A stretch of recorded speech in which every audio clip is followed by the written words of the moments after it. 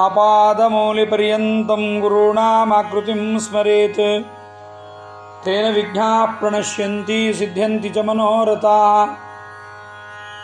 ಶ್ರೀಮತೋ ರಾಘವೇಂದ್ರಸ್ಯ ನಮಾಮಿ ಪದಪಂಕಜೇ ಕಾಮಿತಾಶೇಷಕಲ್ಯಾಣಕಲನಾಕಲ್ಪಪಾದಪೋ ಜಲಜ್ಯೇಷ್ಠನಿಭಾಕಾರಂ ಜಗದೀಶಪದಾಶ್ರಯಂ ಜಗತೀತಲವಿಖ್ಯಾತಂ ಜಗನ್ನಾಥಗುರುನ್ ಭಜೆ. ಹರಿಕಥಾಮೃತಸಾರ ಗುರುಗಳ ಕರುಣದಿಂದಾಪನಿತು ಪೇಳುವೆ ಪರಮ ಭಗವದ್ಭಕ್ತರು ಇದನ್ನು ಆದರದಿ ಕೇಳುವುದು. ಶ್ರೀರಮಣಿಕರ ಕಮಲ ಪೂಜಿತ ಚಾರು ಚರಣ ಸರೋಜ ಬ್ರಹ್ಮ ಸಮೀರ ವಾಣಿ ಫಣೀಂದ್ರವೀಂದ್ರ ಭವೇಂದ್ರ ಮುಖವಿನುತ ನೀರಜ ಭವಾಂಡೋದಯ ಸ್ಥಿತಿ ಕಾರಣನೆ ಕೈವಲ್ಯದಾಯಕ ನಾರಸಿಂಹನೆ ನಮಿಪೆ ಕರುಣಿಪುದೆ ಮಗೆ ಮಂಗಳವಾ. ಶ್ರೀ ಗುರುಭ್ಯೋ ನಮಃ. ಜಗನ್ನಾಥದಾಸರ ಹರಿಕಥಾಮೃತ ಸಾರದ ಕಲ್ಪಸಾಧನಾ ಸಂಧಿಯ 50ನೇ ಪದ್ಯದ ಮುಂದಿನ ಭಾಗಗಳನ್ನೆಲ್ಲವನ್ನು ಕೇಳೋಣ. ಕಲ್ಪಸಾಧನಾ ಸಂಧಿಯಲ್ಲಿ ಬ್ರಹ್ಮದೇವರಿಂದ ಆರಂಭ ಮಾಡಿಕೊಂಡು ಎಲ್ಲ ಜೀವರಾಶಿಗಳ ಸಾಧನೆಯ ಕ್ರಮಗಳನ್ನು, ಸಾಧನೆಯ ದಿವಸಗಳನ್ನು ನಿರೂಪಣೆ ಮಾಡಿದ್ದಾರೆ.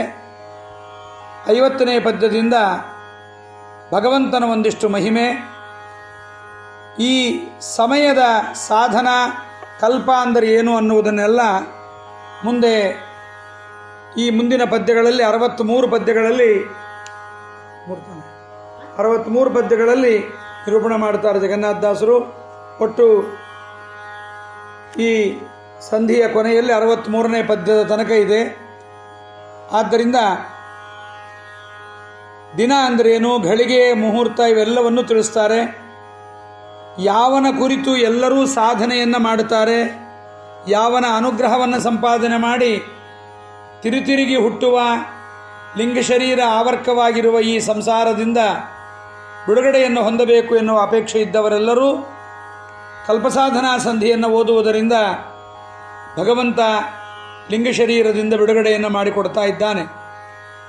ಆದ್ದರಿಂದ ಕಲ್ಪಸಾಧನಾ ಸಂಧಿಯನ್ನು ಓದುವುದರಿಂದ ನಮ್ಮ ಸಾಧನೆಯೂ ಕೂಡ ಬೇಗ ತೀವ್ರವಾಗಿ ಆಗತ್ತೆ ಎನ್ನುವುದು ಅನೇಕ ಸಾತ್ವಿಕರ, ಸಜ್ಜನರ, ಸಂಪ್ರದಾಯಸ್ಥರ ಮಾತುಕತೆಯಾಗಿದೆ. ಇಂತಹ ಭಗವಂತನ ಬಗ್ಗೆ, ಭಗವಂತನ ವ್ಯಾಪಾರವನ್ನು 49ನೇ ಪದ್ಯದಲ್ಲಿ ನಾವಾಗಿ ಸಾಧನೆ ಮಾಡಲಿಕ್ಕಾಗಲ್ಲ, ಪರಮಾತ್ಮನೇ ನಮಗಾಗಿ ಸಾಧನೆಗಾಗಿ ದೇಹವನ್ನು ಕೊಟ್ಟು ತಾನೇನು ಮಾಡ್ತಾನೆ, ಸುರರಿಗೆ ದೇಹಗಳ ಕೊಟ್ಟ ಆಧಾರದಲ್ಲಿ ಅವರವರ ಸೇವೆಯ ಕೊಂಬ ನನವರತ, ತಾನೂ ಒಳಗಿದ್ದು ಸೇವೆಯನ್ನು ಮಾಡಿಸಿ ತಾನೇ ಸೇವೆಯನ್ನು ಕೊಂಡು ಫಲವನ್ನು ಕೊಡ್ತಾನೆ. ತಾಯಿ ಹೋಮ್ವರ್ಕ್ ಮಾಡಿಸಿದ ಹಾಗೆ, ಹೋಮ್ವರ್ಕಿನ ಫಲ ಮಗುವಿಗೆ, ಹೋಮ್ವರ್ಕ್ ಮಾಡಿಸಿದ್ದು ತಾಯಿ. ಹೇಗೋ ಹಾಗೆ ದೇಹಗಳ ಕೊಟ್ಟ ಆಧಾರದಲ್ಲಿ ಅವರವರ ಸೇವೆಯ ಕೊಂಬ ನನವರತ. 49ನೇ ಪದ್ಯದ ಸ್ವಲ್ಪ ರೀಕ್ಯಾಪಿಂಗ್ ಮಾಡ್ತಾ ಇದ್ದೀನಿ. ಯಾರವನು ಭಗವಂತ ಅಂದರೆ ಮೋದ ಬೋಧ ದಯಾಬ್ಧಿ ತನ್ನವರಾಧಿರೋಗವ ಕಳೆದು ಮಹದಪರಾಧಗಳ ನೋಡದಲೆ ಸಲಹುವ ಸತತ ಸ್ಮರಿಸುವವರ. ತಾನೇ ಒಳಗಿದ್ದು ತಾನೇ ಸೇವೆ ಮಾಡಿಸುವಾಗ ನಮಗೂ ಒಂದಿಷ್ಟು ಈ ಲಿಂಗ ಶರೀರ ಇರೋದರಿಂದ ಅಹಂಕಾರ, ಮೋಹ, ಮದ, ಮಾತ್ಸರ್ಯ ಇವೆಲ್ಲ ಬರುತ್ತೆ. ಆ ಬಂದದ್ದನ್ನು ಪರಮಾತ್ಮ ನೋಡೋದಿಲ್ಲ. ಮಹದಪರಾಧಗಳನ್ನು ನೋಡೋದಲ್ಲೇ ಸತತ ಸಲಹುವ ಯಾರನ್ನು ಅಂದರೆ ಸ್ಮರಿಸುವವರ. ಅಹಂಕಾರ ಬರುತ್ತೆ, ಬಂದದ್ದನ್ನು ಸ್ವಾಮಿ ಬಂತು, ಈ ಪ್ರಕೃತಿಯ ದೇಹದಲ್ಲಿದ್ದೀವಿ, ಅಹಂಕಾರ ಬಂತು ಅಂತ ತಿಳಿದು ದೇವರ ಸ್ಮರಣೆ ಮಾಡಿ ಕ್ಷಮಿಸು ಅಂತ ಯಾರು ಕೇಳ್ತಾರೆ ಅವರ ಮಹಾರಪರಾಧಗಳ ನೋಡದಲೆ ಸಲಹುವ ಸತತ ಸ್ಮರಿಸುವವರ. ಭಗವಂತ ಎಂಥವನು ಅಂತಂದರೆ ಮೋದ ಬೋಧ ದಯಾಬ್ಧಿ. ಆನಂದ, ಮೋದ ಅಂದರೆ ಆನಂದ, ಬೋಧ ಅಂದರೆ ಜ್ಞಾನ, ದಯ ಅಂದರೆ ಆನಂದಾಬ್ಧಿ, ಬೋಧಾಬ್ಧಿ, ದಯಾಬ್ಧಿ ಅಂದರೆ ಆನಂದ ಸಾಗರ, ಜ್ಞಾನಸಾಗರ, ದಯಾಸಾಗರ. ಆ ಭಗವಂತ ಆದಿವ್ಯಾಧಿಗಳನ್ನು ಕಳೆದು ಅಂದರೆ ಮನೋರೋಗ, ದೈಹಿಕ ರೋಗ ಎರಡನ್ನೂ ಕಳೆದು ನಮಗೆ ಅನುಗ್ರಹವನ್ನು ಭಗವಂತ ಮಾಡ್ತಾನೆ. ಅನುಗ್ರಹವನ್ನು ಎಂಬುದನ್ನು ಹಿಂದಿನ ಕಲ್ಪದಲ್ಲಿ ಹೇಳಿ ಈಗ ಲಯದ ಬಗ್ಗೆ ಹೇಳ್ತಾ ಇದ್ದಾರೆ ಜಗನ್ನಾಥದಾಸರು. ಪರಮಾತ್ಮ ಲಯದಲ್ಲಿ ಏನೇನು ಮಾಡ್ತಾನೆ ಅಂತ ಅವನ ವ್ಯಾಪಾರವನ್ನು ಹೇಳ್ತಾ ಇದ್ದಾರೆ. 50ನೇ ಪದ್ಯ. ಪ್ರತಿಕಲ್ಪದಲ್ಲಿ ಸೃಷ್ಟಿ ಸ್ಥಿತಿಲಯವ ಮಾಡುತ್ತಲಿ ಮೋದಿಪ, ಚತುರಮುಖ ಪವಮಾನರನ್ನವ ಮಾಡಿ ಭುಂಜಿಸುವ. ಘೃತವೇ ಮೃತ್ಯುಂಜಯ ನೆನಿಪ ದೇವತೆಗಳುಂಬುಪಸೇಚನರು, ಶ್ರೀಪತಿಗೆ ಮೂಜಗವೆಲ್ಲ ಓದನ ಅತಿಥಿ ಎನಿಸಿಕೊಂಬ. ದಾಸರ ಮಾತೆಲ್ಲ ಅವರು ಶ್ರುತಿಸ್ಮೃತ್ಯುಕ್ತವಾದ ಮಾತುಗಳನ್ನೇ ಆಡ್ತಾರೆ. ಅದನ್ನು ಬಿಟ್ಟು ಏನೋ ಲೌಕಿಕವಾದ ಹರಟೆಯನ್ನು ಹೊಡೆಯೋದಿಲ್ಲ. ದೇವರಿಗೆ ಅತಿಥಿ ಇಂತಿದೆ, ಅದರ ಚಿಂತನೆಯನ್ನು ಮಾಡ್ತಾ ಇದ್ದಾರೆ. ಲಯದಲ್ಲಿ ಅತಿಥಿ ನಾಮಕನಾದ ಭಗವಂತನ ಚಿಂತನೆ ಮಾಡ್ತಾರೆ. ಪ್ರತಿಕಲ್ಪದಲ್ಲಿ ಸೃಷ್ಟಿ ಸ್ಥಿತಿಲಯವ ಮಾಡುತ್ತಲಿ ಮೋದಿಪ. ಭಗವಂತ ಸೃಷ್ಟಿ ಸ್ಥಿತಿಲಯಗಳನ್ನು ಮಾಡ್ತಾ ಹರಿ ಆನಂದ ಪಡ್ತಾನೆ. ಎಲ್ಲ ಜೀವರಿಗೆ ಸಾಧನೆ ಆಗ್ತಾ ಇದೆ ಎನ್ನುವುದೇ ಅವನಿಗೊಂದು ದೊಡ್ಡ ಆನಂದ. ಅವನು ಮೋದಾಬ್ಧಿ, ಆನಂದ ಸಾಗರ. ಆನಂದ ಸಾಗರನಾದ ಭಗವಂತನಿಗೆ ಮೋದಿಪ ಸೃಷ್ಟಿಯಿಂದ ಸಂತೋಷ ಇದೆ ಅಂದರೆ ಮೊದಲಿರಲಿಲ್ಲ ಅಂತಾಗಿಬಿಡುತ್ತೆ. ಹಾಗೇನಿಲ್ಲ, ಭಗವಂತನಿಗೆ ಆನಂದ ಇದ್ದೇ ಇದೆ. ಇದರಿಂದಲೂ ಆನಂದ ಪಡ್ತಾನೆ. ವ್ಯರ್ಥವಾಗಿ ಅಸೃಜ್ಯ ರಾಶಿಯಲ್ಲಿ ಬಿದ್ದು ಸಾಧನೆ ಇಲ್ಲದೆ ಇದ್ದು ಬಿಟ್ಟಿದ್ದಾರೆ, ಇವರಿಗೆಲ್ಲ ಸಾಧನೆ ಆಗ್ತಾ ಇದೆ ಅಂತ ಸಂತೋಷ ಪಡ್ತಾನೆ. ಗೋಪಾಲದಾಸರಂತಾರೆ, ಪರಮಾತ್ಮನಿಗೆ ಮತ್ತೊಂದು ಚಿಂತೆಯೂ ಇದೆಯಂತೆ. ಸಾಧನೆ ಮಾಡಬೇಕಾದ ಜೀವರು ಸಾಧನೆ ಮಾಡದೇ ಇದ್ದಾಗ, ಬೇರೆ ಮಾರ್ಗಗಳನ್ನು ಹಿಡಿದು ಸಾಧನೆ ಭಂಗವಾದಾಗ, ಏನು ಸಾಧನೆ ಮಾಡಬೇಕು ಅದು ಗೊತ್ತಾಗದೇ ಇದ್ದಾಗ ಪರಮಾತ್ಮನಿಗೆ ತನ್ನ ಭಕ್ತರನ್ನು ಹೇಗೆ ಸರಿಮಾರ್ಗಕ್ಕೆ ತರಲಿ ಅಂತ ಅವನಿಗೆ ಸುಮ್ಮನೆ ಅದೊಂದು ಚಿಂತೆ ಅಂತ ದಾಸರಂತಾರೆ. ಅಂಥ ಭಗವಂತ ಪ್ರತಿಕಲ್ಪದಲ್ಲಿ ಸೃಷ್ಟಿ ಸ್ಥಿತಿಲಯವ ಮಾಡುತ್ತಲಿ ಮೋದಿಪ. ಸೃಷ್ಟಿ ಸ್ಥಿತಿ ಲಯವನ್ನು ಮಾಡ್ತಾನೆ. ಈ ಲಯ ಹೇಗಿರುತ್ತೆ ಎನ್ನುವುದನ್ನು ಹೇಳ್ತಾರೆ. ಬ್ರಹ್ಮ ಎಲ್ಲರನ್ನ ಅನ್ನವನ್ನಾಗಿ ಮಾಡಿಕೊಂಡು ಊಟ ಮಾಡಿಬಿಡ್ತಾನಂತೆ. ಯಾರನ್ನ? ಚತುರಮುಖ ಪವಮಾನರನ್ನವ ಮಾಡಿ ಭುಂಜಿಸುವ. ಲಯ ಅಂದರೆ ಎಲ್ಲರನ್ನ ತಾನು ನುಂಗಿಬಿಡ್ತಾನೆ, ಊಟ ಮಾಡಿಬಿಡ್ತಾನೆ. ಯಾರನ್ನ? ಬ್ರಹ್ಮ, ಬ್ರಾಹ್ಮಣ, ವಾಯು, ಕ್ಷತ್ರಿಯ ಹೀಗೆ ಯಾರನ್ನೂ ನೋಡದೆ ಎಲ್ಲ ಸಾಧಕರನ್ನು ಅನ್ನವನ್ನಾಗಿ ಮಾಡಿಕೊಂಡು ಭೋಜನ ಮಾಡಿಬಿಡ್ತಾನೆ. ಮೃತ್ಯುಂಜಯ ಅಂತ ಅನಿಸಿಕೊಂಡಿರ್ತಕ್ಕಂಥ ರುದ್ರದೇವರು ತುಪ್ಪ ಆಗುತ್ತಾನೆ. ದೇವತೆಗಳು, ಯಮ ಮುಂತಾಗಿರ್ತಕ್ಕಂಥವರೆಲ್ಲರೂ ಕೂಡ ಉಪಸೇಚನ, ತವ್ವೆ, ಚಿತ್ರಾನ್ನ, ಗೊಜ್ಜು, ಉಪ್ಪಿನಕಾಯಿ ಇವೇ ಮೊದಲಾಗುತ್ತಾರೆ. ಅಂಥ ಪರಮಾತ್ಮನಿಗೆ ಅವನಿಗೆ ಘೃತವೇ ಮೃತ್ಯುಂಜಯ ನೆನಿಪ ದೇವತೆಗಳೆಂಬುಪಸೇಚನರು, ಶ್ರೀಪತಿಗೆ ಮೂಜಗವೆಲ್ಲ ಓದನ. ಈ ಜಗತ್ತೆಲ್ಲವೂ ಪರಮಾತ್ಮನಿಗೆ ಅನ್ನ, ಅವನೇ ಉಣ್ಣುವ ಅತಿಥಿ. ಇದನ್ನು ಕಠೋಪನಿಷತ್ತಲ್ಲಿ ಹೇಳ್ತಾರೆ. ಯಸ್ಯ ಬ್ರಹ್ಮಚಕ್ಷತ್ರಂಚ ಉಭೇ ಭವತ ಓದನಃ ಮೃತ್ಯುರ್ಯಸ್ಯೋಪಸೇಚನಂ ಕೈತ್ಥಾ ವೇದ ಯತ್ರ ಸಹ. ವ್ಯಾಖ್ಯಾನಕಾರರು ಇದನ್ನೆಲ್ಲ ತೋರಿಸಿಕೊಡ್ತಾರೆ ನಮಗೆ. ಜಗನ್ನಾಥದಾಸರ ಮಾತು ಕೇವಲ ಏನೋ ಹೇಳೋದಲ್ಲ, ಇದನ್ನು ಕಠೋಪನಿಷತ್ತಲ್ಲಿ ಹೇಳಿದ್ದನ್ನೇ ಜಗನ್ನಾಥದಾಸರು ಹೇಳಿದ್ದಾರೆ ಅಂತ. ಯಸ್ಯ ಯಾವ ಭಗವಂತನಿಗೆ ಬ್ರಹ್ಮಚಕ್ಷತ್ರಂಚ ಉಭಯೇ. ಇದನ್ನು ಪ್ರಾಣೇಶದಾಸರಂತಾರೆ ಕನ್ನಡದಲ್ಲಿ. ಅನ್ನಾಜ ಪ್ರಾಣಾಜ್ಯ ಶಿವದೀವೀಜರು ಶಾಖವನ್ನು ಬೊಮ್ಮಾಂಡಾಕ್ಯ ಹರಿವಾಣದೊಳಗೆ ಚೆನ್ನಾಗಿ ಲಲಣೆ ಸಹಿತವಾಗಿ ಭುಂಜಿಸಿ ನುಣ್ಣಾದ ವಟಪತ್ರಾಶಾಯಿ ಕೃಪಾಂಗ ಜೋ ಜೋ. ಮಲಗಿಸ್ಬೇಕಲ್ಲ, ಅದಕ್ಕೆ ಪ್ರಾಣೇಶದಾಸರು ಪರಮಾತ್ಮನನ್ನು ಜೋಜೋ ಅಂತ ಇದ್ದಾರೆ. ಇದೇ ವರ್ಣನೆಯನ್ನು ವೈಕುಂಠ ವರ್ಣನೆಯಲ್ಲಿ ವಾದರಾಜರು ಮಾಡ್ತಾರೆ. ಹಿಂದೆ ಬ್ರಹ್ಮನ ಸೃಜಿಸಿ ಅವನಂಗವಾಗಲೆ ತಿಂದರೆ ತುತ್ತು ಕೊಂದು ತುತ್ತು ಕುಂದುವುದೆಂದು ದಾಸೀನವ ಮಾಡಿದ ಶ್ರೀಕೃಷ್ಣ. ವೈಕುಂಠ ವರ್ಣನೆ ಕೇಳಬೇಕು.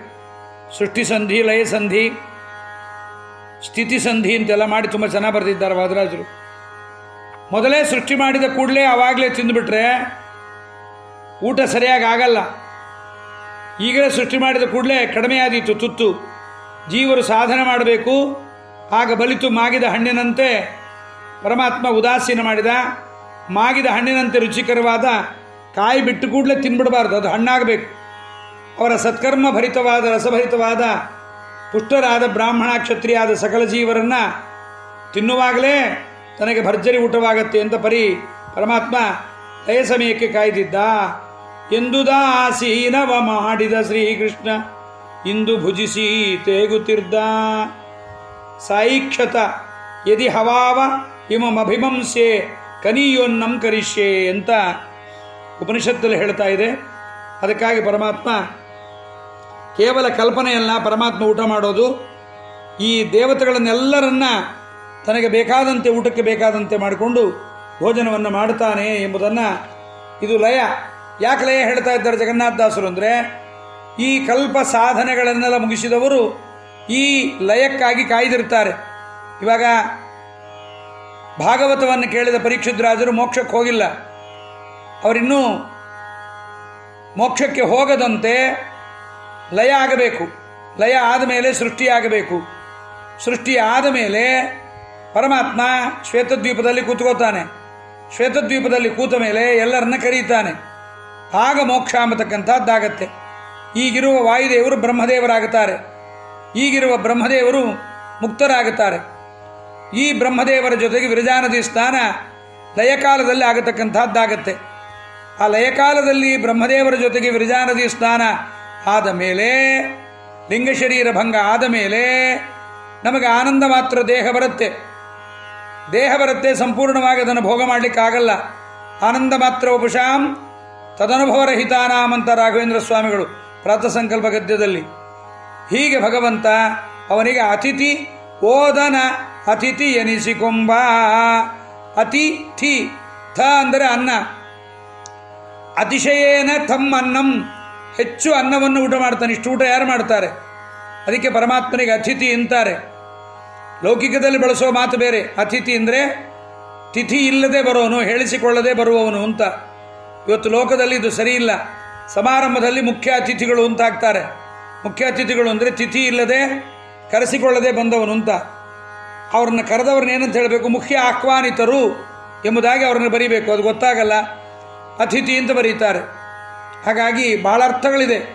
ಇದನ್ನು ವಾದರಾಜರು ಕೂಡ ನಮ್ಮ ಕಶ್ಯಪರು ಮತ್ತು ಅದಿತಿ ಮಾತಾಡುವಾಗ, ಅತಿಥಿಗಳು ಮನೆಗೆ ಬಂದಾಗ, ಹೇಳದೆ ಕೇಳದೆ ಅತಿಥಿಗಳು ಮನೆ ಬಂದಾಗ ಅವರನ್ನು ಸರಿಯಾಗಿ ಆದರ ಉಪಚಾರ ಮಾಡದೇ ಇದ್ದರೆ ಥ ಅನ್ನುವುದನ್ನಿಟ್ಟುಕೊಂಡು ಅತಿಥಿ ಆ ಅನ್ನುವುದಿಟ್ಟುಕೊಂಡು ನಮಗೆ ತಿಥಿ ಮಾಡಿಬಿಡ್ತಾರೆ.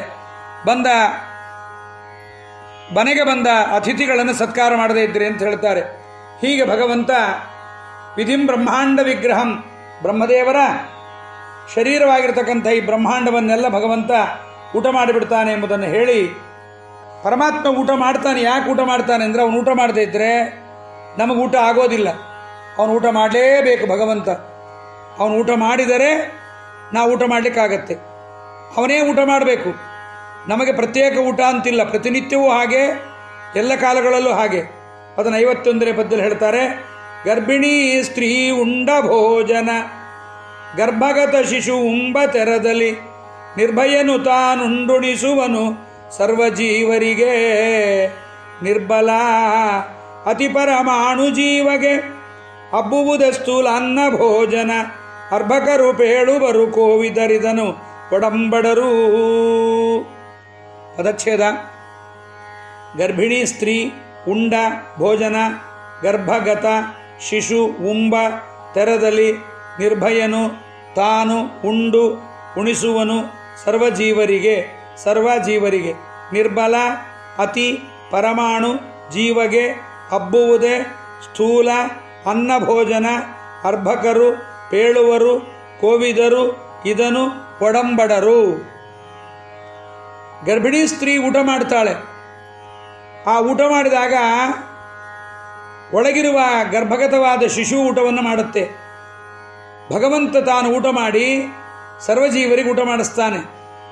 ಯಾಕೆ ಜೀವ ಊಟ ಮಾಡ್ಬೋದಲ್ಲ, ಅವನಿಗೇನು ಸಾಮರ್ಥ್ಯ ಇಲ್ವಾ ಅಂದರೆ, ನಿರ್ಬಲ ಅತಿ ಪರಮಾಣು ಏನೂ ಇವನಿಗೆ ತಿನ್ನಲಿಕ್ಕಾಗಲ್ಲ. ಅದಕ್ಕೆ ಜಗನ್ನಾಥದಾಸರು ನಮ್ಮ ಯೋಗ್ಯತೆ ನೋಡಿ ಹರಿಕಥಾಮೃತವನ್ನು ಕೊಡಲಿಲ್ಲ, ಕಥಾಮೃತದ ಸಾರವನ್ನು ಕೊಟ್ಟಿದ್ದಾರೆ. ಹಣ್ಣು ತಿನ್ನು ಅಂತ ಕೊಟ್ಟರೆ ತಿನ್ನುವ ಯೋಗ್ಯತೆ ಇಲ್ಲ. ಹಣ್ಣಿನ ರಸವನ್ನು ಒಂದೊಂದು ಸ್ಪೂನಲ್ಲಿ ನಮಗೆ ಹಾಕಬೇಕು ನಮ್ಮ ಹಣೆ ಬರ. ಹಾಗೆ ಪರಮಾತ್ಮ, ಅದಕ್ಕೆ ಅಂತಾರೆ ಜೀವರೆಂಥವರಪ್ಪ ಅಂದರೆ ನಿರ್ಬಲ ಅತಿ ಪರಮಾಣು, ಬರೀ ಪರಮಾಣು ಅಲ್ಲ, ಪರಮಾಣು ಪ್ರದೇಶೇಪಿ ಹ್ಯನಂತಹ ಪ್ರಾಣಿರಾಶಯ ಅಂತ. ಪರಮಾಣು ಒಂದು ಸೂಜಿಯನ್ನು ಇಟ್ಟ ಜಾಗದಲ್ಲಿ ಅನಂತ ಜೀವರಾಶಿಗಳಿರ್ತಾರಂತೆ. ಹಾಗೆ ಪರಮಾತ್ಮ ದುರ್ಬಲರಾದ ಅತಿ ಪರಮಾಣು ಗಾತ್ರದ ಜೀವರಿಗೆ ಈ ಸ್ಥೂಲವಾದ ಅನ್ನವನ್ನು ಊಟ ಮಾಡಲಿಕ್ಕೆ ಸಾಧ್ಯವಾಗೋದಿಲ್ಲ. ಆದ್ದರಿಂದ ಪರಮಾತ್ಮ ಅದನ್ನು ಊಟ ಮಾಡಿ ತಾನು ಅವರಿಗೆ ಊಟವನ್ನು ಮಾಡಿಸ್ತಾನೆ. ಆದ್ದರಿಂದ ಪರಮಾತ್ಮ ಅವ್ರಿಗೆ ಊಟ ಮಾಡಲಿಕ್ಕಾಗಲ್ಲ ಅಂತ ಅವನಿಗೆ ಕರುಣೆ. ಅದಕ್ಕೆ ಪರಮಾತ್ಮ ಗರ್ಭಸ್ಥ ಶಿಶುವಿಗೆ ತಾಯಿ ಉಂಡದ್ದು ಹೇಗೆ ಪೋಷಕವಾಗುತ್ತೋ, ತಾಯಿ ಪುಷ್ಟಿಕರವಾದ ಸ್ಥೂಲಾನ್ನವನ್ನು ಊಟ ಮಾಡ್ತಾಳೆ, ಉಂಡ ಶಿಶುವಿಗೆ ಸೂಕ್ಷ್ಮವಾದ ರಸವನ್ನು ಉಣಿಸ್ತಾಳೆ. ಹಾಗೆಯೇ ಹರಿ ಪರಮಾತ್ಮ ಲಯದಲ್ಲಿ ಉಣ್ಣುವುದು ಅವನ ಉದರದಲ್ಲಿರ್ತಕ್ಕಂಥ ಅನಂತ ಜೀವರಾಶಿಗಳಿಗೆ ಪುಷ್ಟಿ ನೀಡಬೇಕು ಅಂತ. ನಿತ್ಯತೃಪ್ತನಾದ ತಾನು ಊಟ ಮಾಡದೇ ಇದ್ದರೆ ಉದರದೊಳಗಿರುವ ಅನಂತ ಜೀವರಾಶಿಗಳು ಒಂದು ಬ್ರಹ್ಮಕಲ್ಪ ಉಪವಾಸ ಮಾಡಬೇಕಾಗತ್ತೆ. ಅದಕ್ಕಾಗಿ ಪರಮಾತ್ಮ ಊಟ ಮಾಡ್ತಾನೆ. ಪ್ರಹ್ಲಾದರಾಜರಂತಾರೆ ಭಾಗವತದಲ್ಲಿ, ನೈವಾತ್ಮನ ಪ್ರಭುರಯಂ ನಿಜಲಾಭ ಪೂರ್ಣ ಮಾನಂಜನಾದ ವಿದುಷೋ ಕರುಣೋ ವೃಣೀತೆ ಯದ್ಯಜ್ಜನೋ ಭಗವತೆ ವಿದಧೀತಮಾನಂ ತಚಾತ್ಮನೆ ಪ್ರತಿಮುಖಸ್ಯ ಯಥಾಮುಖ ಶ್ರೀಹಿ. ನಾವು ಊಟ ಮಾಡಿದ್ದನ್ನು ದೇವರು ತಗೋತಾನೋ ಇಲ್ವೋ, ನಾವು ಕೊಟ್ಟಿದ್ದನ್ನು ಪ್ರಯೋಜನ ಇದೆಯೋ ಇಲ್ವೋ ದೇವರಿಗೆ ಪ್ರಯೋಜನ ಇಲ್ಲ. ಪ್ರಯೋಜನ ಇಲ್ಲದೆ ಇದ್ಮೇಲೆ ನಾವು ಕೊಡೋದು ಯಾಕೆ? ಹಂಗನ್ಬೇಡ್ರಿ. ಪರಮಾತ್ಮನಿಗೆ ಪ್ರಯೋಜನ ಇಲ್ಲದೆ ಇದ್ರೂ ಕೂಡ ತಗೋತಾನೆ. ಯಾಕೆ? ನಾವು ಅಲಂಕಾರ ಮಾಡಿಕೊಂಡ್ರೆ ಕನ್ನಡಿಯಲ್ಲಿ ಹೇಗೆ ಚೆನ್ನಾಗಿ ಕಾಣಿಸ್ತೀವೋ ನಾವು ಅಲಂಕಾರ ಮಾಡ್ಕೋಬೇಕೇ ಹೊರತು ಕನ್ನಡಿಗೆ ಅಲಂಕಾರ ಮಾಡಬಾರ್ದು. ಕನ್ನಡಿಗೆ ಅಲಂಕಾರ ಮಾಡಿದ್ರೆ ಮೂರ್ಖರು ಅಂತಾರೆ. ಕನ್ನಡಿಯಲ್ಲಿರೋದು ಪ್ರತಿಬಿಂಬ, ನಾವು ಬಿಂಬ. ಹಾಗೆ ನಮಗೆ ಬಿಂಬ ಪರಮಾತ್ಮ, ನಾವು ಪರಮಾತ್ಮನ ಪ್ರತಿಬಿಂಬರು. ಪರಮಾತ್ಮ ಉಂಡರೆ, ಅವನಿಗೆ ಅಲಂಕಾರವಾದರೆ, ಅವನು ಸಂತೋಷಪಟ್ಟರೆ ನಮಗೆಲ್ಲವೂ ಸಂತೋಷ. ಕೇವಲ ನಾವೊಬ್ಬರೇ ಊಟ ಮಾಡಿದ್ರಲ್ಲ. ಅದಕ್ಕೆ ನಮ್ಮಲ್ಲಿ ಪ್ರತಿಯೊಂದು ಸಂದರ್ಭದಲ್ಲೂ ಕೂಡ ಏನೇ ಕೆಲಸ ಮಾಡಲಿ ಅದೊಂದು ಯಜ್ಞದಲ್ಲಿ ಭಗವಂತನಿಗೆ ನಮ್ಮ ಕರ್ಮಗಳೆಂಬತಕ್ಕಂಥ ಹವಿಸ್ಸನ್ನು ಕೊಡ್ತಾ ಇದ್ದೀವಿ. ಹೀಗೆ ಮಲಗೋದು, ಉಣ್ಣೋದು, ಮಕ್ಕಳನ್ನು ಆಡಿಸೋದು, ಓಡಾಡೋದು, ತಿರುಗಾಡೋದು. ಅದಕ್ಕೆ ಕೃಷ್ಣ ಭಗವಂತ ಹೇಳ್ತಾನೆ, ಪರಮಧರ್ಮ ಯಾವುದು ಅಂತಂದರೆ ಯತ್ಕರೋಷಿ ಯದಶ್ನಾಶಿ ಯಜ್ಜುಹೋಸಿ ದದಾಸಿಯತ್ ಯತ್ ತಪಸ್ಸಸಿ ಕೋಂತೆಯ ತತ್ಕುರುಷ್ವ ಮದರ್ಪಣಂ. ಪರಮಧರ್ಮ ಯಾವುದು ಅಂದರೆ ಎಲ್ಲವನ್ನು ದೇವರಿಗೆ ಅರ್ಪಣೆ ಮಾಡುವುದೇ ಪರಮಧರ್ಮ. ಅದಕ್ಕೆ ಪರಮಾತ್ಮ ಅದನ್ನು ತಾನು ಸ್ವೀಕಾರ ಮಾಡಿ ಅದರ ಮುಖ್ಯವಾದ ರಸವನ್ನು, ಸ್ವಾಖ್ಯರಸ, ತನ್ನ ರೂಪವನ್ನು ಉಂಡು ಉಳಿದದ್ದನ್ನು ನಮಗುಣಿಸ್ತಾನೆ. ಆದ್ದರಿಂದ ಇಂಥವರು ಪರಮಾತ್ಮ ಎಂಬುದನ್ನು ನಾವು ಚಿಂತನೆ ಮಾಡಬೇಕು. ಹೀಗೆ ಸರ್ವಜೀವರ ಉಂಡುಣಿಸ್ತಾನ ಪರಮಾತ್ಮ ಹರಿಲಯ ಕಾಲದಲ್ಲಿ. ಆದ್ದರಿಂದ ಇಷ್ಟು ದೊಡ್ಡ ಪ್ರಪಂಚವನ್ನು, ಬ್ರಹ್ಮದೇವರನ್ನು, ರುದ್ರದೇವರನ್ನು, ದೇವತೆಗಳನ್ನೆಲ್ಲರನ್ನೂ ಕೂಡ ನಾನಾ ವಿಧವಾದ ಆಹಾರ ಪದಾರ್ಥಗಳನ್ನಾಗಿ ಮಾಡಿಕೊಂಡು ಊಟ ಮಾಡ್ತಾನೆ ಪರಮಾತ್ಮ ಎಂಬುದನ್ನು ಹೇಳಿದ್ದಾರೆ. ಇದೆಲ್ಲ ದೇವರಿಗೆ ಲಯ, ಲೀಲೆ ಅಂತಾರೆ ಆಚಾರ್ಯರು. ಅಪಚಯಗಳಿಲ್ಲ ಉಂಡುದರಿಂದುಪಚಯಗಳಿಲ್ಲ, ಮರ ಗಣದೊಳಗುಪಮನೆರಿಸುವರಿಲ್ಲ, ಜನ್ಮಾದಿಗಳು ಮೊದಲಿಲ್ಲ, ಅಪರಿಮಿತ ಸನ್ಮಹಿಮ ಭಕ್ತರ ಅಪುನರಾವರ್ತರನು ಮಾಡುವ ಕೃಪಣವತ್ಸಲ ಸ್ವಪದ ಸೌಖ್ಯವನಿತ್ತು ಶರಣರಿಗೆ. ದಾಸರು ಏನಂತಾರೆ ಹಿಂದಿನ ಪದ್ಯದಲ್ಲಿ, ಜೀವಗೆ ಹಬ್ಬುವುದೇ ಸ್ಥೂಲ ಅನ್ನ ಭೋಜನ. ಈ ಊಟ ಮಾಡಲಿಕ್ಕೆ ಇವನಿಗೆ ಯೋಗ್ಯತೆ ಇದೆಯಾ? ಉಣ್ಣೋದಕ್ಕಾಗೋದಿಲ್ಲ. ನೀವೆಲ್ಲ ವೆಂಕಟೇಶ್ ಕಲ್ಯಾಣದಲ್ಲಿ ಮೊನ್ನೆ ಕೇಳಿದ್ದೀರಿ. ಶ್ರೀನಿವಾಸ ಕೊರವಂಜಿ ವೇಷ ಹಾಕ್ಕೊಂಡು ಬ್ರಹ್ಮದೇವರನ್ನು ಸಪ್ತಮಾಸಾತ್ಮಕಂ ಶಿಶುಂ 7 ತಿಂಗಳ ಕೂಸನ್ನಾಗಿ ಮಾಡಿಕೊಂಡು ಬಂದು ಅಹಕೃತಂ ರಾತ್ರಿ ಕೃತಂ ಅಂತಾನೆ. ನಿನ್ನೆ ರಾತ್ರಿ ಮಾಡಿದ್ದೋ, ಬೆಳಗ್ಗೆ ಮಾಡಿದ್ದೋ, ಹಳಸಿದ್ದೋ, ಯಾವ್ದಾರು ಅನ್ನ ಇದ್ರೆ ಕೊಡ್ರವ, ತುಂಬ ದಿವಸ ಆಯಿತು ಊಟ ಮಾಡಿ ಕೂಸು ಅಂತ. ಬಂಗಾರದ ಪಾತ್ರೆಯಲ್ಲಿ ಒಳ್ಳೆ ಹಾಲನ್ನವನ್ನು, ಬಿಸಿ ಅನ್ನ, ಬಿಸಿ ಹಾಲು, ಸಕ್ಕರೆ ಹಾಕಿ ತಂದುಕೊಟ್ರೆ ನಮ್ಮ ಬ್ರಹ್ಮದೇವರು ಕೂಸನ್ನಾಗಿ ಮಾಡಿಕೊಂಡು ಬಂದಿದ್ದ ಶ್ರೀನಿವಾಸ ಕುರವಂಜಿ ಅವನ ಬಾಯಿಗಿಟ್ಟರೆ ಥೂಂತು ಉಗಿದುಬಿಟ್ಟ ಅವನು. ಪರಮಾತ್ಮ ಅಂತಾನೆ, ನೀನು ಹಣೆ ಬರವೇ ಹೀಗೆ, ಮನುಷ್ಯನ್ನ ನೀವು ಊಟ ಮಾಡಲ್ಲ ಅಂತ ಬೈದುಬಿಟ್ಟು ಮಮೋದರಗತಂ ಚಾನ್ನಂ. ಭಗವಂತ ಅಂತಾನೆ, ಪುತ್ರಸ್ಯ ಹಿತ ಕಾರಣಂ, ನಾನು ಊಟ ಮಾಡಿದರೆ ಅದು ಮಗುವಿಗೆ ಕಾರಣವಾಗತ್ತೆ, ಆದ್ದರಿಂದ ಇದನ್ನು ನಾನು ಊಟ ಮಾಡಿಬಿಡ್ತೀನಿ ಅಂತ ತಾನು ಊಟ ಮಾಡಿಬಿಡ್ತಾನೆ. ನಾನು ಊಟ ಮಾಡಿದರೆ ಮಗುವಿಗೆ ಹಾಲಾಗಿ ಬರುತ್ತೆ. ವಿಶೇಷವಾಗಿ ಜೀವರು ಊಟ ಮಾಡೋದು ಅಂತಿಲ್ಲ. ಅದಕ್ಕೆ ಜಗನ್ನಾಥದಾಸರಂತಾರೆ ಭೋಜನ ಸಂಧಿಯಲ್ಲಿ, ಅಖಂಡವಾದೊಂದೊಂದಗಳಿನಳೆಗೆ ಉಂಡುಣಿಪ ಮನಕ್ಕೆ ಬಂದುದನುಂಡುಣಿಪ ಸಂಹನನ ಕುಪಜಯ ಕರಣಕಾನಂದ ನಿಮಿಷರಿಗಾತ್ಮ ಪ್ರದರ್ಶನ ಸುಖವನೀವ ಹರಿ. ಭಗವಂತ ಏನು ಮಾಡ್ತಾನೆ, ಅಖಂಡವಾದೊಂದೊಂದಗಳಿನೊಳಗೆ ಖಂಡನೆನಿಸಿ ಮನಕ್ಕೆ ಬಂದುದನ್ನು ಉಂಡುಣಿಸಿ. ಗರ್ಭಿಣಿ ಸ್ತ್ರೀ ತನ್ನ ಮನಸ್ಸಿಗೆ ಬಂದದ್ದನ್ನು ಊಟ ಮಾಡ್ತಾಳೆ ಹೊರತು ಇದು ಮಗುವಿಗೆ ಬೇಕು, ಇದು ಮಗುವಿಗೆ ಬೇಕು ಅಂತ ಅವಳಿಗೇನು ಗೊತ್ತಾಗಲ್ಲ. ಅವಳಿಗೆ ಆಸೆ, ಅವಳಿಗೆ ಎಲ್ಲ ತಿನ್ನಬೇಕು ಅನ್ಸತ್ತೆ, ಇಂಥದ್ದು ಬೇಕು ಅಂಥದ್ದು ಬೇಕು, ಇಂಥದ್ದು ತಿಂದ್ರೆ ಖುಷಿ ಅಂತ ಹೇಳ್ಕೊಂಡು ಏನೇನೋ ತಿಂತಾ ಇರ್ತಾಳೆ. ಹಾಗೆ ಭಗವಂತ ಮನಕ್ಕೆ ಬಂದುದನು ಉಂಡು ಉಣಿಸಿ ತನ್ನ ಮನಸ್ಸಿಗೆ ಬಂದದ್ದನ್ನು ಉಣ್ಣುಣಿಸ್ತಾನೆ ಅಂತ. ಈ ಭೋಜನ ಪರಮಾತ್ಮನ ಮಾಡುವ ಜಗತ್ತಿನ ಜ್ಞಾನ ಯಾರಿಗೂ ಇಲ್ಲ. ಇದನ್ನು ಅಜ್ಞಾನಿಗಳು ಹೇಳ್ತಾರೆ, ಅರ್ಭಕರು ಪೇಳುವರು ಕೋವಿದರು ಇದನ್ನು ಒಡಂಬಡರು. ಜ್ಞಾನಿಗಳು ಇದನ್ನು ಒಡಂಬಡೋದಿಲ್ಲ. ಜೀವನಿಗೆ ಊಟ ಮಾಡುವ ಯೋಗ್ಯತೆ ಇಲ್ಲ. ಯಾಕೆಂದರೆ ಕುದುರೆ ಬಾಲದ ಒಂದು ಕೂದಲನ್ನು ತಗೊಂಡು ಅದನ್ನು 1000 ಸೀಳು ಮಾಡಿದರೆ, 1000 ತುಂಡು ಮಾಡಿದರೆ ಎಷ್ಟು ಉಳಿಯುತ್ತೋ ಅಷ್ಟಾಗುತ್ತಾನೆ ಜೀವ. ನಿರ್ಬಲ, ಬಲ ಇಲ್ಲ, ಅತಿ ಪರಮಾಣು. ಈ ಜೀವ ಹೇಗೆ ಊಟ ಮಾಡ್ತಾನೆ? ಪರಮಾತ್ಮ ಅನುಗ್ರಹ ಮಾಡಿ ಊಟವನ್ನು ಮಾಡಿಸ್ತಾನೆ. ಆದ್ದರಿಂದ ಹೀಗೆ ಪರಮಾತ್ಮನ ಊಟ ಇದು ಅವನಿಗೆ ಲೀಲೆ. ಬೇಕಾಗಿತ್ತ ಹೇಳ್ರಿ, ಏನೋ ಮದುವೆ ಆದ ಹೊಸ್ತರಲ್ಲಿ 2-3 ಮಕ್ಕಳಾದರೆ ತಾಯಂದ್ರು ಉಣಿಸ್ತಾರೆ. ತುಂಬ ಪೇಷನ್ಸ್ ಇದ್ದ ಅಜ್ಜಿಯಂದರು ಮೊಮ್ಮಕ್ಕಳಿಗೆ ಊಟ ಮಾಡಿಸ್ತಾರೆ. ಈಗಿನ ಕಾಲದಲ್ಲಿ ಮೊಮ್ಮಕ್ಕಳು ಮನೆಯಲ್ಲಿ ಬೆಳೆಯೋದೇ ಇಲ್ಲ, ಎಲ್ಲೋ ಫಾರಿನ್ನಲ್ಲಿ ಇರ್ತಾರೆ, ನಾವೆಲ್ಲೋ ಇರ್ತೀವಿ. ಆ ಮೊಮ್ಮಕ್ಕಳೆಲ್ಲೋ ನಾವೆಲ್ಲೋ.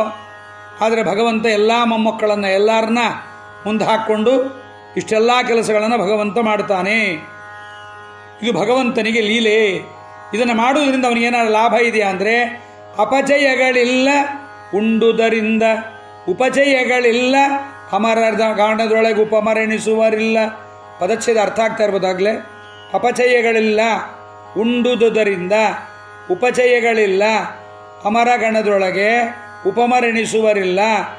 ಜನ್ಮಾದಿಗಳು ಮೊದಲಿಲ್ಲ, ಅಪರಿಮಿತ ಸನ್ಮಹಿಮ ಭಕ್ತರ ಅಪುನರಾವರ್ತರನು ಮಾಡುವ ಕೃಪಣವತ್ಸಲ ಸ್ವಪದ ಸೌಖ್ಯವನಿತ್ತು ಶರಣರಿಗೆ.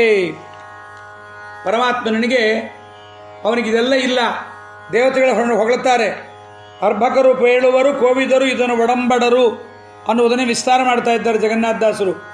ದೇವರು ಊಟ ಮಾಡದೇ ಇದ್ದರೆ ಅವನಿಗೆ ಹ್ರಾಸ ಇಲ್ಲ. ಅಭೋಜನೆ ಹ್ರಾಸಃ.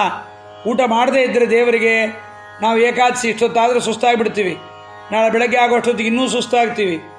ಊಟ ಮಾಡಿದರೆ ಪೌಷ್ಟಿ ಬರುತ್ತೆ. ತುಷ್ಟಿ ಪುಷ್ಟಿ ಕ್ಷುಧಪಾಯೋನುಘಾಸಂ. ಒಂದೊಂದು ತುತ್ತು ಊಟ ಮಾಡ್ತಾ ಇದ್ದಂಗೆ ನಾಳೆ ದ್ವಾದಶಿ ದಿವಸ ನಮಗೆ ಪುಷ್ಟಿಯಾಗತ್ತೆ, ತುಷ್ಟಿಯಾಗತ್ತೆ, ಹಸಿವೆ ನೀಗತ್ತೆ. ಇದು 3 ಆಗತ್ತೆ ನಮಗೆ. ಆದರೆ ಪರಮಾತ್ಮನಿಗೆ ಇದು ಯಾವುದೂ ಇಲ್ಲ. ಅಪಚಯಗಳಿಲ್ಲ ಉಂಡುದುದರಿಂದ.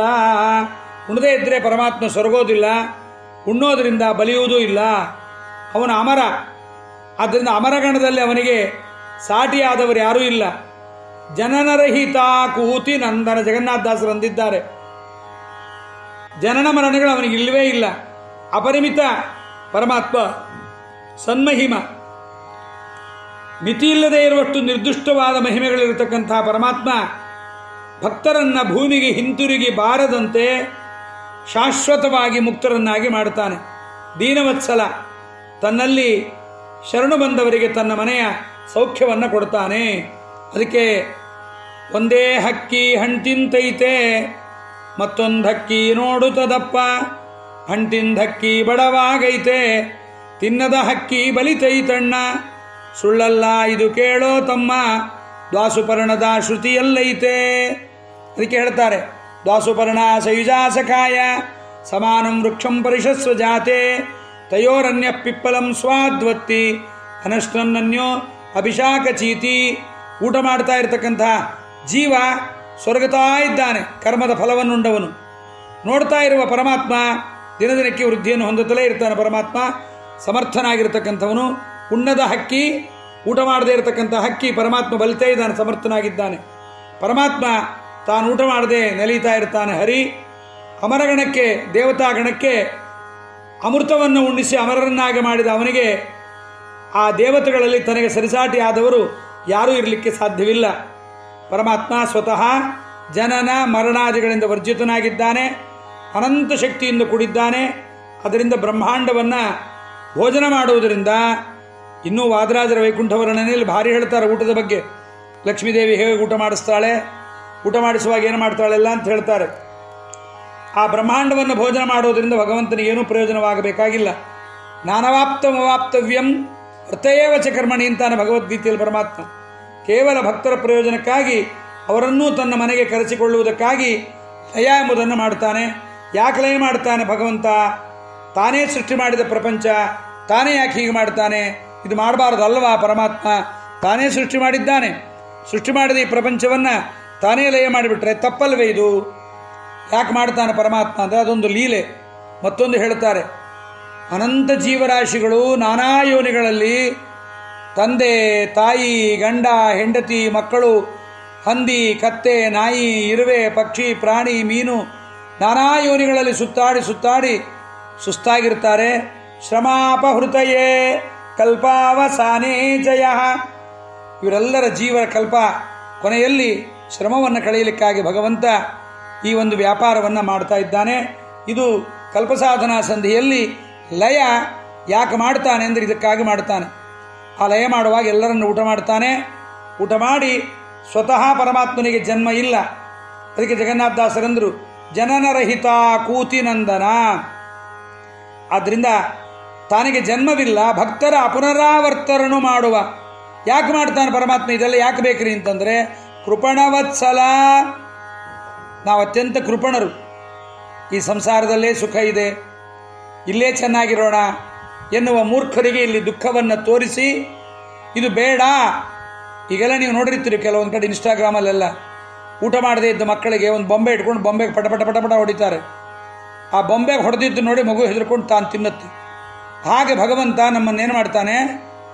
ಪರಮಶ್ರೇಷ್ಠವಾದ ಮೋಕ್ಷವನ್ನು ಕೊಡಲಿಕ್ಕೆ ಸಂಸಾರದಲ್ಲಿ ಅಸಾರತೆ ಇಲ್ಲಿ ಏನೂ ಇಲ್ಲ ಎಂಬುದನ್ನು ಉಂಡು ತೋರಿಸಿ ಪರಮಾತ್ಮ ಲಯವನ್ನು ಮಾಡ್ತಾನೆ. ಕ್ರೀಡೆಗೋ ಸುಗ ಅವರವರ ಗತಿಗಳ ನೀಡಲು ಸುಗ. ಕ್ರೀಡೆಗೆ ಪರಮಾತ್ಮನಿಗೆ ಕ್ರೀಡೆ, ಅವರವರ ಗತಿಯನ್ನು ಕೊಡಲಿಕ್ಕೆ ಪರಮಾತ್ಮ ಹೀಗೆ ಮಾಡ್ತಾನೆ. ಅಪಚಯಗಳಿಲ್ಲ ಉಂಡುದರಿಂದ ಉಪಚಯಗಳಿಲ್ಲ, ಅಮರಗಣದೊಳಗೆ ಉಪಮರೆಣಿಸುವವರಿಲ್ಲ.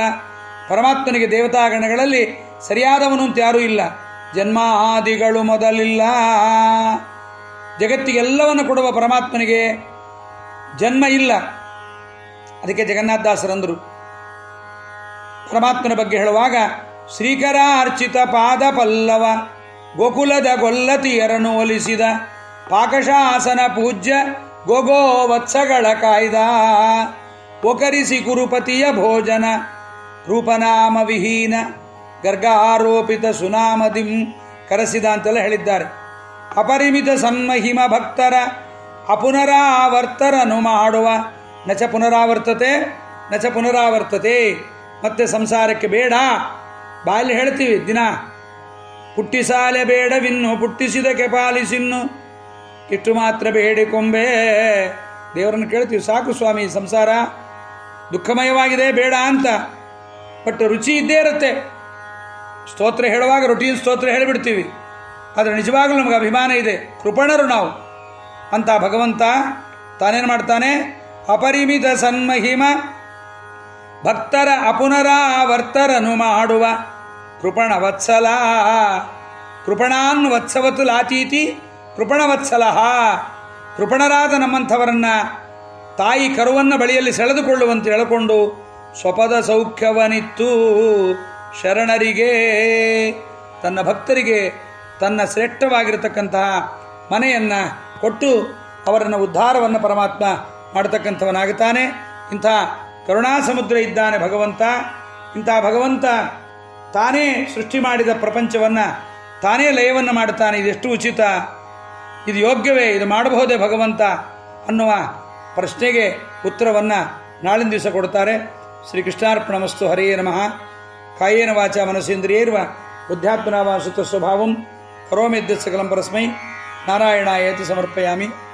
ಹರಯೇ ನಮಃ.